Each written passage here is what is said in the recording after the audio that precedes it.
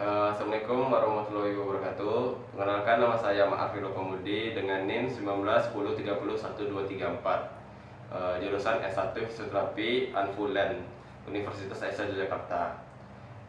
Di sini saya akan mempraktikkan cara pemeriksaan kardiopulmonal pada pasien. Untuk yang pertama, saya di sini akan memperagakan tentang cara cuci tangan yang baik dan benar. Di sini saya menggunakan hand rub. Cara pertama itu kita semprot dulu di bagian kiri kanan. Lalu yang pertama itu kita ratakan dulu dengan cara diputar. Yang kedua, kita usap di bagian telapak tangan.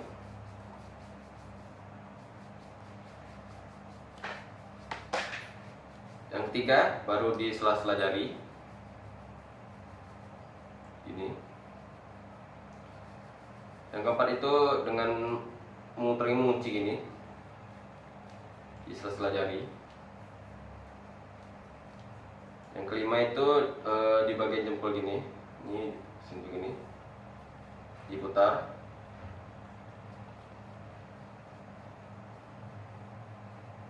Lalu yang keenam dan terakhir dengan cara ujung-ujung jari di telapak tangan ini, diputar di telapak tangan.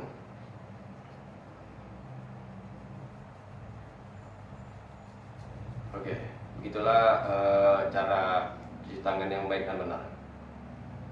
Ini atas nama Ibu Uci, Iya. Umur 45 tahun. Iya. Nah, saya di sini memperkenalkan diri duluan. Di sini saya bernama Ma'arfilo Pemudi. Saya fisioterapis dari Rumah Sakit RSUD Arikan Ahmad. Ini saya akan asesmen dan pemeriksaan kepada Ibu. Iya. Nah, yang pertama itu kita melakukan asesmen pada pasien. Di sini ada beberapa pertanyaan. Yang pertama itu, apakah semalam bisa tidur atau tidak, Bu? Tidak. Tidak. Kalau tidak, apakah karena sesak nafas atau batuk? Batuk. Batuk. Apakah batuknya berdahak? Iya. Lalu, apakah dahaknya berwarna merah? Tidak. Lalu, batuknya itu apakah berbunyi ngit? Iya. Ya. Lalu yang terakhir itu, apakah ada keluhan nyeri dada di Iya, dada? di Ada. sini. Nah, selanjutnya kita akan melakukan pemeriksaan vital sign. Yang pertama itu ada tekanan darah.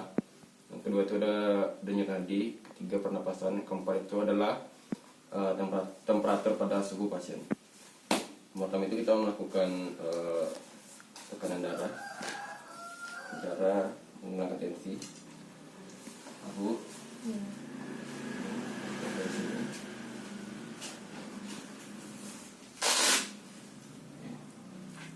Cek tangannya relaks saja, Bu. Iya.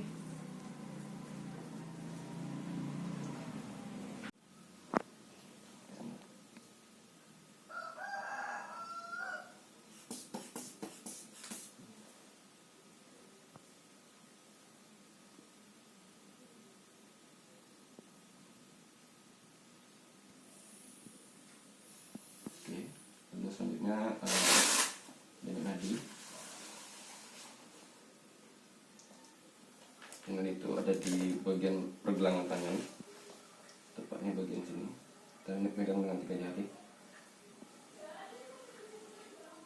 Dihitung sampai 15 detik kali 3. Lalu selanjutnya pernapasan. Pernapas itu kita melihat itu di bagian dada dan perut pasien. Tapi kita jangan memberitahuan ke pasien dulu, biar napasnya itu normal. Jadi tadi dihitung sampai 15 detik kali 3. Baru selanjutnya yang terakhir adalah temperatur. Ini kita letakkan di bagian ketiak pada pasien. Nah, Bu. Iya. Oke, tunggu sampai sekitar 30 detik.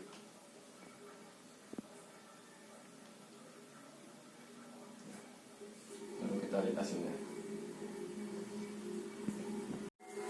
Untuk hasil dari kita hasilnya, yang pertama itu tekanan darah. Yang kita dapat itu adalah 160/90 mmHg. baru denyut nadi itu kita dapat 80 kali per menit. Baru selanjutnya itu adalah pernapasan, itu 42 kali per menit. Yang terakhir itu adalah termometer atau suhu, yang kita dapat itu ada 37,5 Celcius.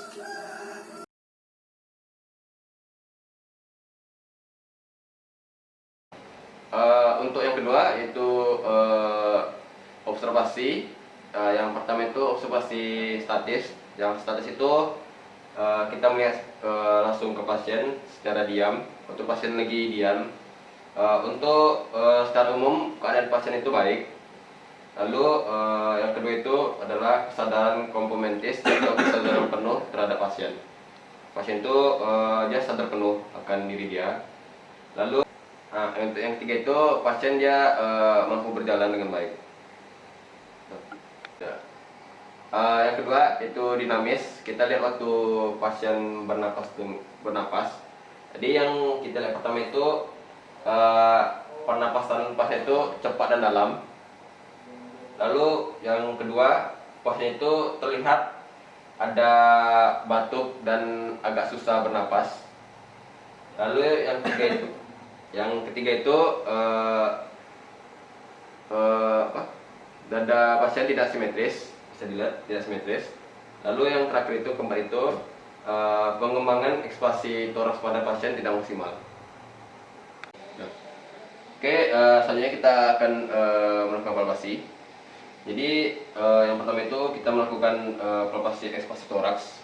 Dengan cara itu kita pasiennya itu seharusnya wanita. Di wanita itu kita melakukan di Kosta 2, 4, dan 8. Oke, yang pertama itu adalah yang 2 bagian atas dengan cara tangannya seperti ini. Ini.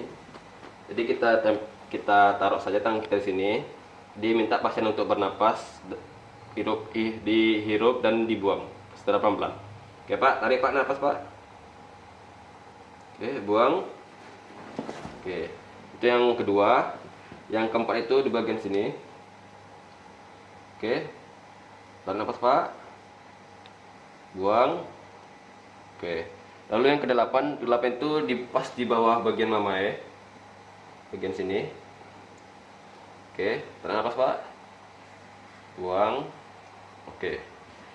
Dari hasil palpasinya kita dapat bahwa ekspansi toraks pada pasien itu tidak maksimal.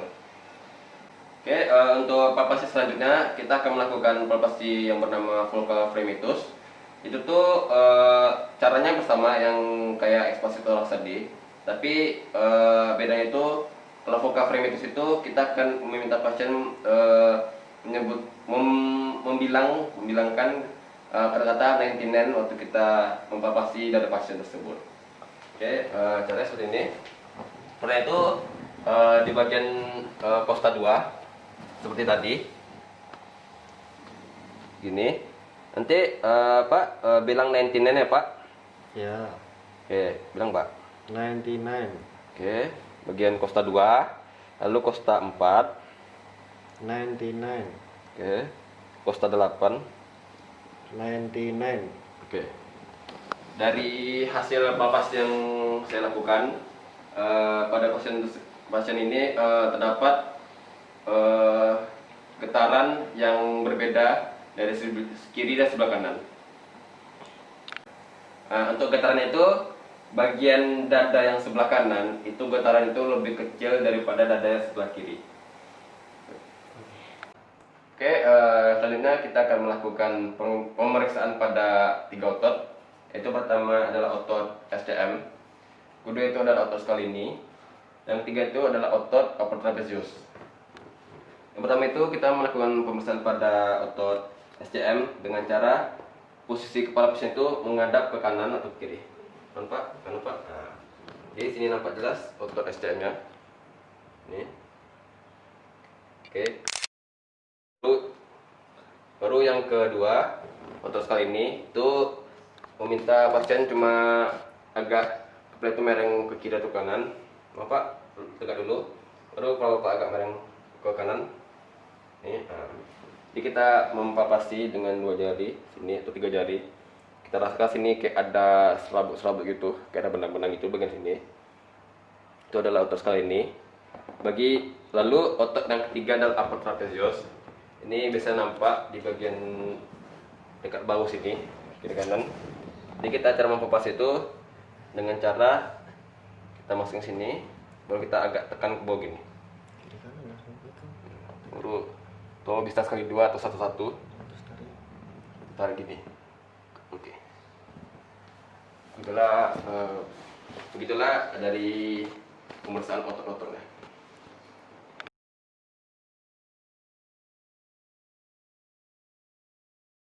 Selanjutnya kita akan melakukan perkusi di bagian dada pasien. Cara itu kita lakukan bagian kanan, kiri, kanan, kanan, baru kiri lagi. Itu yang pertama itu di bagian kanan itu diletak di bagian kosta 2 gini. Jadi jari tengah nempel lah. Ini kosta 2. Lalu tangan kita yang sebelah kiri ini agak kita tekan, baru kita perkusi. Sini yang 2 sebelah kiri. Baru sini 4, kosta 4, baru kosta 8, baru sebelah kirinya lagi dengan kosta 8.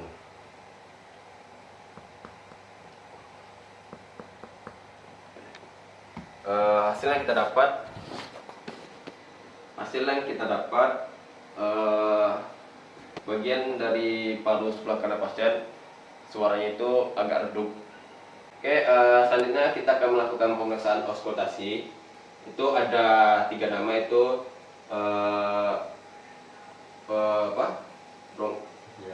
brachial, bronkofasikular, dan fasikular. Itu pertama itu di bagian sini. Ini adalah brachial di sini satu. Kita dengarkan apakah ada bunyi. Lalu di sini adalah selanjutnya. Baru setelah didengarkan kirikan ini, baru kita turun ke bagian dada sini, bagian dekat C2. Sini adalah bronkofasikular. Satu. Pindah ke sini dekat aksila. Baru pindah lagi ke tengah, tapi agak ke lateral ke kanan. Ini. Baru pindah ke aksila bagian kanan. Sini. Itu baru turun ke bagian sternum, dekat tengah sini, dekat antara pertengahan papila mamae. Sini. Baru samping lateral papila mamae. Sini. Baru di bawahnya bronkofasikular ini, agak ke bawahnya itu adalah fasikular. Sini. Pindah lagi ke bagian tengah sini, ini adalah bronkofasikular. Baru ke bagian dekat papila mamae adalah fasikular. Sini. Baru sampingnya agak ke bagian ketiak, sini adalah fasial yang terakhir. Fasikular yang terakhir. Oke. Untuk hasil auskultasinya kita dapat bahwa ada sputum di bagian lobus atas, paru kanan dan kiri, lalu depan dan belakang.